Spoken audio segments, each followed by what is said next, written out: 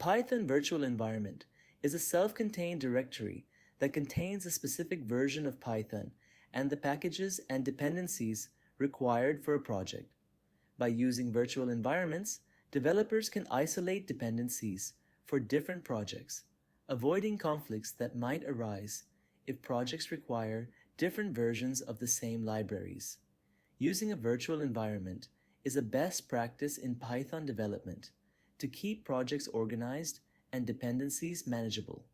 We can check Python version with Python version command, and we are using Python 3.10 with our current system, but you can use any of the Python version which you like. Python vanv command will create a directory called vanv1 with the isolated environment. We can create as many as virtual environments, just we have to provide the different names for new virtual environments. We can see new directories are created for the virtual environments.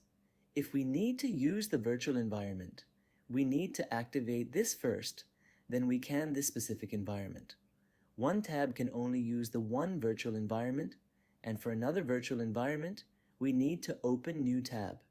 If we need to use the second virtual environment, we need to activate second environment.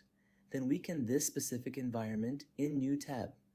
We can install a specific library in one of the virtuals environment, and we can have different libraries, version in different virtuals environment.